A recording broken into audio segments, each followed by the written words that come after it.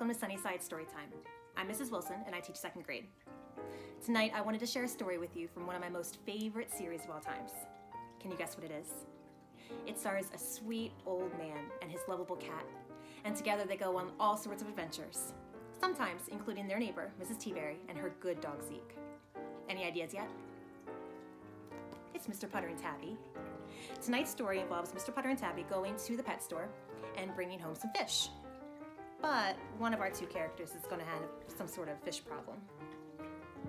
This is Sassy, by the way.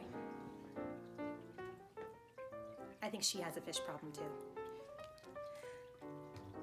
Here we go. Mr. Putter and Tabby Feed the Fish by Cynthia Rylant and Arthur Howard.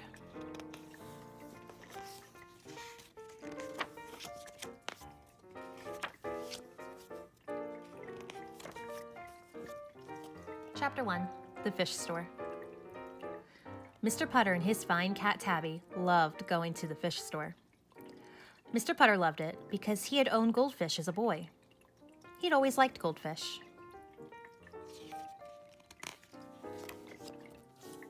Tabby loved it because it made her whiskers tingle and her tail twitch. Tabby was old, but she still loved excitement, and fish were exciting. One day, Mr. Putter and Tabby were watching the fish in the fish store when Mr. Putter said, "Let's bring some home." It had been many years since Mr. Putter had owned fish. He thought it would be fun to have some again. It would make him feel like a boy, and it would be good exercise for Tabby's tail.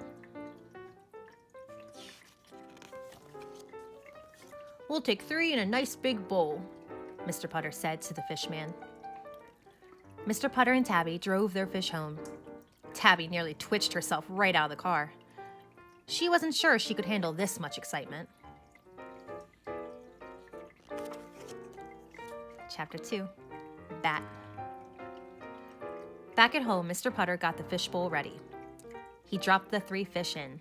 Plop, plop, plop. Then he gave them some food. The fish seemed very happy. They swam and ate and ate. Mr. Putter watched, and Tabby batted. Bat, bat, bat. "Don't bat the fish, Tabby," said Mr. Putter. But Tabby couldn't help it. She got all twitchy. Bat went her paw in the glass. "No batting," said Mr. Putter. Bat, bat, bat, bat. Finally, Mr. Putter said, "Come on, Tabby, let's go to bed. We'll watch the fish tomorrow." Tabby wanted to go to bed. She needed to go to bed. She was tired from all of that batting. But she couldn't move. "Bedtime, Tabby," said Mr. Putter. Bat, bat, bat. Mr. Putter looked at Tabby. Mr. Putter looked at the fish. He said. He went to get a pillowcase. He put it over the fishbowl. "Now can we go to bed?" he asked Tabby. Tabby purred and followed him to bed.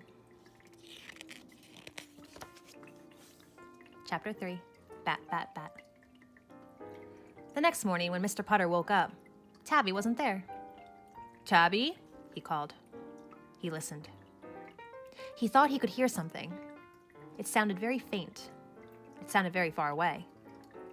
But he thought he could hear it. It went, bat, bat, bat. "Oh dear," said Mr. Putter. He rose from bed and put on his slippers. He went downstairs to the fishbowl.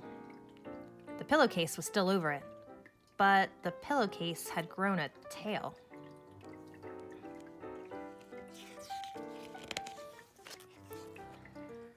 Mr. Putter lifted off the pillowcase. There was Tabby. Her eyes were wide, her fur was pointy. Her tail was terribly twitchy. "Tabby, dear," said Mr. Putter, "I think you have a fish problem."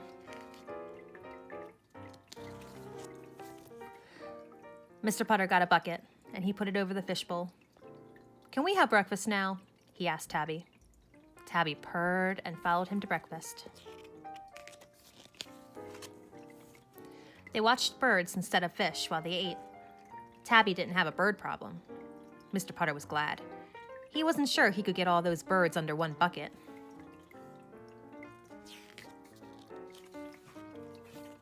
Chapter 4. So relaxed. The bucket stayed over the fishbowl for a week.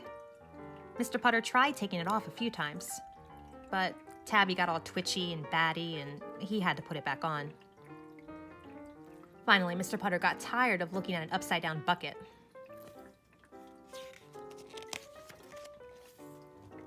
"Tabby," he said one morning, "let's see if Mrs. Teaberry would like some fish." Mrs. Teaberry was Mr. Putter's neighbor. She usually liked everything. "Certainly," said Mrs. Teaberry when Mr. Putter phoned. "Zeke and I would love some fish."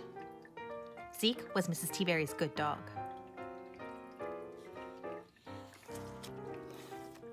Mr. Putter and Tabby carried the fishbowl over. Mr. Putter told Mrs. Teaberry about Tabby's fish problem. Mrs. Teaberry was very nice. She said that fish make a lot of cats twitchy and batty. That made Tabby feel better. Mr. Putter and Tabby had milk and cookies with Mrs. Teaberry and Zeke. Then they said goodbye to the fish and went home.